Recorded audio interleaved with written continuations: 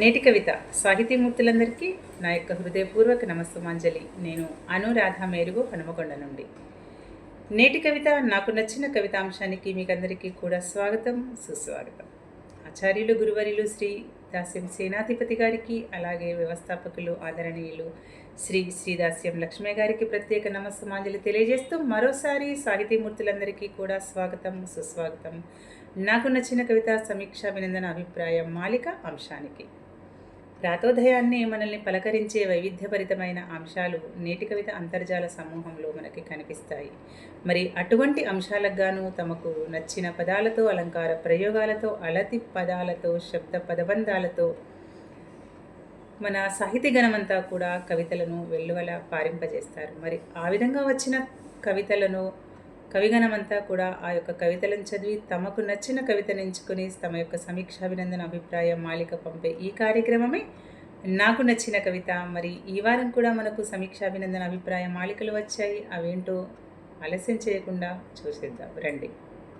మొట్టమొదటగా మనకు మన ఆచార్యులు గురువారిలు శ్రీ దాస్యం సేనాధిపతి గారికి నచ్చిన కవిత యొక్క సమీక్షాభినందన అభిప్రాయం మాలికనే మనకు వచ్చింది.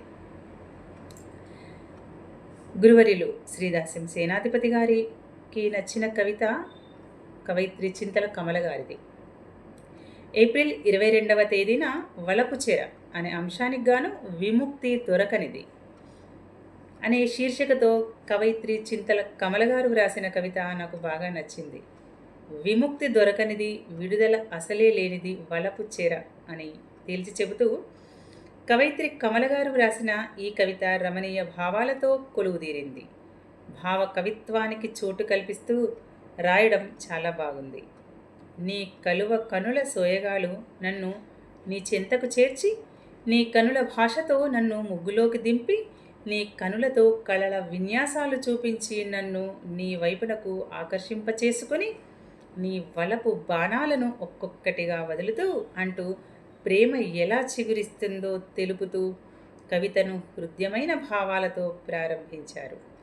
నీ వలపుల వలువలతో నన్ను గట్టిగా చుట్టి, నీ వలపు చెరలో బందీని చేసి చిత్రం చూస్తున్నావా చెలి అంటూ కొనసాగించారు. నీ వలపు చెరలో చిక్కిన, నీ వలపు దోచిన దొంగను నేనే, నిండా మునిగిన వారికి చలేంటి, నీవంటే నిజమే కదా, ఒక్కసారి వలపు జబ్బు పట్టిందో విడవదని తెలుసు, ఏ బంధాలను అనుబంధాలను గుర్తుకు రాకుండా చేస్తుందని తెలుసు, ఇంకేముంది వలపు చెరలో బయటకు రాకుండా బందీని చేస్తుందని వివరించారు. శీర్షిక వెలుగులో కవయిత్రి కమల గారు ప్రకటించిన భావాలు పఠితులను గిలిగింతలు పెట్టేలా ఉన్నాయి. వలపు చెరలో చిక్కామంటే ఆ పద్మవ్యూహం నుండి బయటపడడం కష్టమని కవితలో కవయిత్రి నొక్కి చెప్పారు. పదబంధ ప్రయోగంలో ఔచిత్యాన్ని పాటించారు. శిల్పం విషయంలో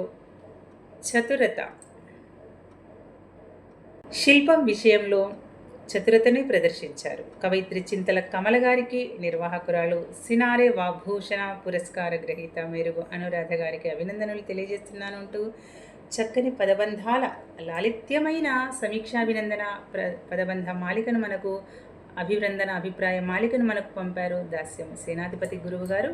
మీకు సదా కృతజ్ఞురాలిని. అలాగే మీ యొక్క సమీక్షాభినందన అభిప్రాయం మాలికకు సదా ధన్యవాదాలు తెలుపుతూ చింతల కమల గారు, మీరు మొట్టమొదటిసారిగా గురువర్యుల సమీక్షాభినందన పొందారు. మీకు కూడా శుభాకాంక్షలు తెలియజేస్తున్నాను. అలాగే ఈ వారం వచ్చిన మరొక సమీక్షాభినందన అభిప్రాయ మాలిక దండు ఆంజనేయరాజు గారిదే. వారికి తుమ్మూరు జగన్మోహన్ గారి కవిత నచ్చిన కవిత, చిత్ర కవిత. ఆ అంశానికి గాను ఆడపిల్లకి తప్పదేమో అన్న శీర్షికతో తుమ్మూరు జగన్మోహన్ గారు రాసిన కవిత దండు ఆంజనేయరాజు గారికి నచ్చిన కవిత. చిన్ననాటి నుండి నాన్నకు చిట్టి తల్లిగా, అమ్మకు బుజ్జి పాపాయిల పాదాలు నేలకు తాకకుండా అరచేతుల్లో పెట్టుకొని పెంచుకున్న గారాల పట్టిలా నట్టింట్లో తిరుగుతుంటే సాక్షాత్తు మహాలక్ష్మే ఇంట్లో నడయాడినట్లు తల్లిదండ్రులకు ఎంత అపురూపమో.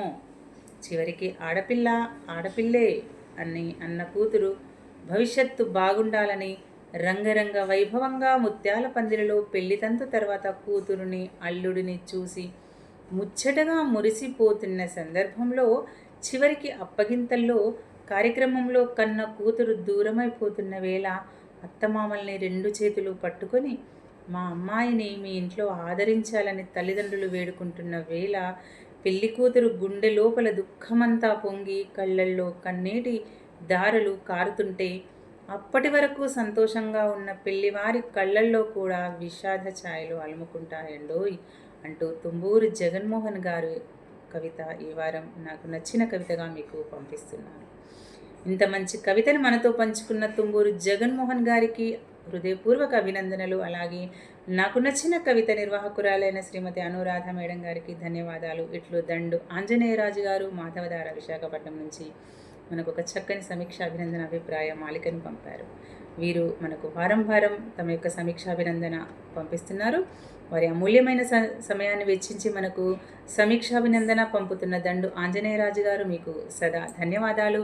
అలాగే మీ యొక్క సమీక్షను పొందిన తుంబూరు జగన్మోహన్ గారికి అయితే కొన్ని అనివార్య కారణాల వల్ల మనకు మార్చి నెల ఒక వారం కొన్ని సాంకేతిక కారణాల వల్ల మనకు మార్చి నెల ఒక వారం సమీక్షాభినందన అభిప్రాయ మాలిక నాకు నచ్చిన కవిత యూట్యూబ్ లింక్ రాలేదు.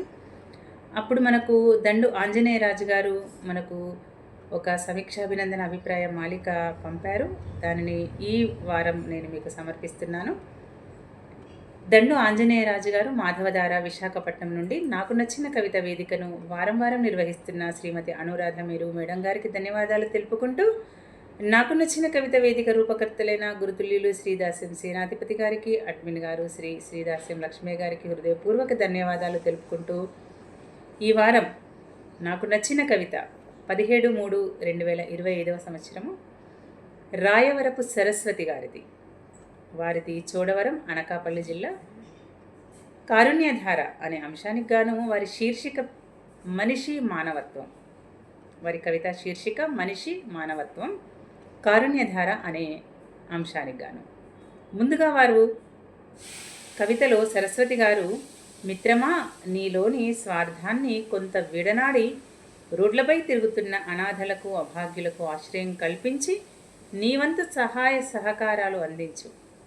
ఏ ఆధారము లేని బాల కార్మికులకు నీవంతు చేయూతనందించి ప్రగతి బాటలో వారిని నడిపించాలని రాయవరపు సరస్వతి గారు వారి కవితలో కోరారు. చివరగా తనయుల నిరాధారణకు గురైన తల్లిదండ్రులను, అసమానత్వంతో చివరి దశలో వృద్ధులని చూడకుండా వృద్ధాశ్రమాల పాలు చేస్తున్నారు. జాలి, దయ, కరుణ వంటి కారుణ్యధారతో సుగుణాలను అలవర్చుకొని సమాజంలోని నిరాశ్రయులకు నీవంతు సహాయ సహకారాలు అందిస్తూ మంచి మానవత్వం విలువల్ని పరిరక్షించుకోవాలని అన్న రాయవరపు సరస్వతి గారి ఈ వారం నాకు నచ్చిన కవితగా మీకు పంపిస్తున్నాను. రాయవరపు సరస్వతి గారి ఈ వారం నాకు నచ్చిన కవితగా మీకు పంపిస్తున్నాను. శ్రీమతి రాయవరపు సరస్వతి గారికి హృదయపూర్వక అభినందనలు. అలాగే శ్రీమతి అనురాధ మేడం గారికి ధన్యవాదాలు. ఇట్లు దండు ఆంజనేయరాజు గారు విశాఖపట్నం నుంచి మనకు చక్కని సమీక్షాభినందన ఒక ప్రత్యేక శైలిలో వారు పంపించారు. వారికి సదా కృతజ్ఞతలు. అలాగే ఆంజనేయరాజు గారి సమీక్షాభినందన పొందిన రాయవరపు సరస్వతి గారు మీకు శుభాభినందనలు. మరి ఇవి ఈ వారం నాకు నచ్చిన కవిత సమీక్షాభినందన అభిప్రాయం మాలికలు. సాహితీమూర్తులందరినీ వేడుకునే ఒకటే ఒక విషయం, మీరు ప్రతి వారం కూడా నాకు నచ్చిన కవితకు, మీకు నచ్చిన కవితకు సమీక్షాభినందన అభిప్రాయం మాలికను పంపమని సదా కోరుకుంటున్నాను. అలాగే యూట్యూబ్ లింక్ రాగానే సబ్స్క్రైబ్ చేయని వారు సబ్స్క్రైబ్ చేయండి. మీ యొక్క కామెంట్లను, సలహాలను, సూచనలను కామెంట్ సెక్షన్ బాక్స్లో మరియు మన యొక్క సమూహంలో కూడా పంపగలరని కోరుతూ, వచ్చే వారం నేటి కవిత నాకు నచ్చిన కవితాంశ సమీక్షాభినందన అభిప్రాయం మాలికలో మళ్ళీ కలుద్దాము. అంతవరకు సెలవు. నమస్కారం.